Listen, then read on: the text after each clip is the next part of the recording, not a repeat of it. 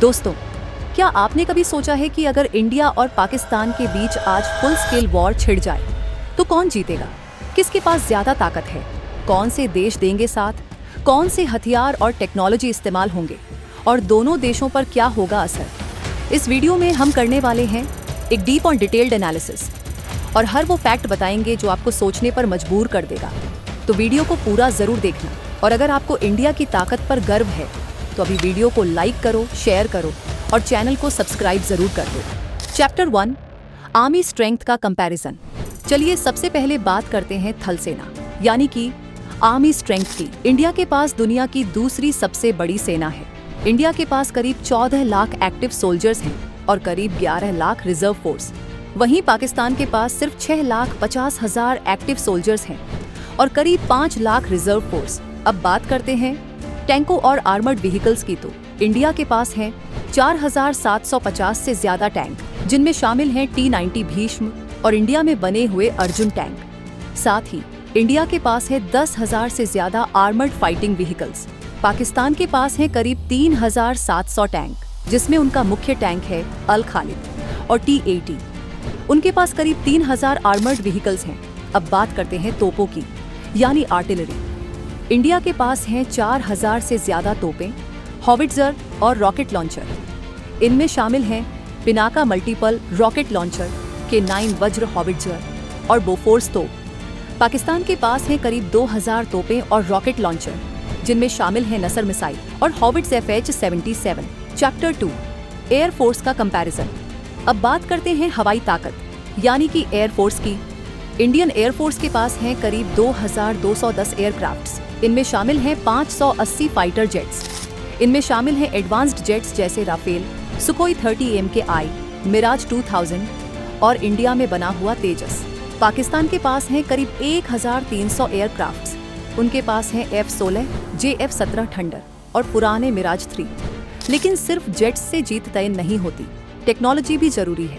India के पास हैं advance systems जैसे फाल्कन AWACS, नेत्रा AEW&C, जो दुश्मन की हर हरकत पर नजर रखते हैं।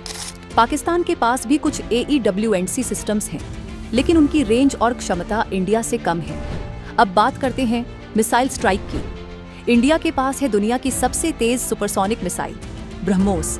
इसके अलावा है निर्भय क्रूज मिसाइल और Astra air to air missile. Pakistan के पास है बाबर क्रूज मिसाइल और Raad air launch missile. Chapter 3, navy का कंपैरिजन। अब चलते हैं समंदर की ओर। नौसेना यानी कि नेवी स्ट्रेंथ। इंडियन नेवी के पास हैं 150 से ज्यादा वॉरशिप्स। इनमें शामिल हैं 2 एयरक्राफ्ट कैरियर्स, INS विक्रमादित्य और नया INS विक्रांत। इसके अलावा इंडिया के पास हैं न्यूक्लियर सबमरीन, INS अरिहंत और एडवांस मिसाइल डिस्ट्रॉयर्स। वहीं पाकिस्तान के पास सिर्फ 50 वॉरशिप्स हैं। उनके पास कोई एयरक्राफ्ट कैरियर नहीं है और सबमरीन भी सिर्फ 5 से 6 हैं, वो भी पुराने एगोस्टा क्लास। इंडिया के पास समंदर में लड़ने की ज्यादा ताकत है। चैप्टर 4, न्यूक्लियर ताकत और मिसाइल डिफेंस। अब बात करते हैं उस ताकत की जो किसी भी वॉर को कुछ ही घंटों में खत्म कर सकती है, न्यूक्लियर पावर। इंडिया के पास है करीब 160 न्यूक्लियर वॉरहेड्स और लॉन्ग रेंज मिसाइल्स जैसे अग्नि-1 से लेकर अग्नि-5। इनकी रेंज है 5,000 किलोमीटर तक। पाकिस्तान के पास है करीब 170 न्यूक्लियर वॉरहेड्स और उनकी सबसे लंबी रेंज की मिसाइल है शाहीन 2, जिसकी रेंज है 2,750 किलोमीटर। लेकिन फर्क है नीतियों में।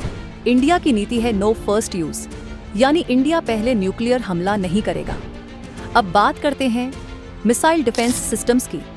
इंडिया के पास है advanced S-400 missile defence system, जो रूस से लिया गया है।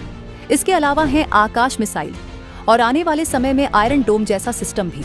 पाकिस्तान के पास कोई एडवांस्ड मिसाइल डिफेंस सिस्टम नहीं है। चैप्टर 5, ड्रोन्स और साइबर वॉरफेयर। अब बात करते हैं ड्रोन वॉरफेयर और साइबर ताकत की। इंडिया के पास है एडवांस्ड ड्रोन जैसे हेरॉन, प्रीडेटर और स्वार्म ड्रोन टेक्नोलॉजी। इंडिया की साइबर डिफेंस भी काफी मजबूत है। पाकिस्तान के पास कुछ चाइनीज ड्रोन हैं, लेकिन वो इंडिया की तुलना में पीछे है। चैप्टर 6, इकोनॉमी और वॉर सस्टेन करने की ताकत। दोस्तों, सिर्फ हथियारों से युद्ध नहीं जीते जाते, इकोनॉमी भी बहुत बड़ा रोल प्ले करती है। इंडिया की GDP है करीब $3.7 ट्रिलियन और पाकिस्तान की GDP है सिर्फ $375 बिलियन। इंडिया के पास लंबे समय तक युद्ध लड़ने की इकोनॉमिक कैपेसिटी है, जबकि पाकिस्तान की इकोनॉमी पहले से ही वीक है और लोन डिफॉल्ट की कगार पर है।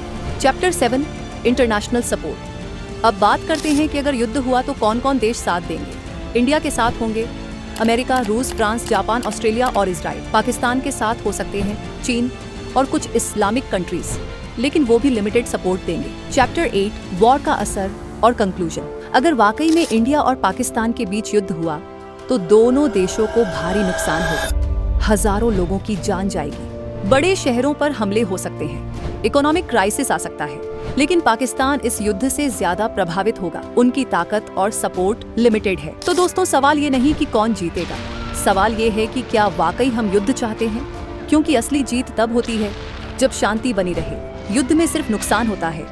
अगर आपको ये जानकारी पसंद आई हो तो अभी इस वीडियो को लाइक करो, शेयर करो और चैनल को सब्सक्राइब करना मत भूलना।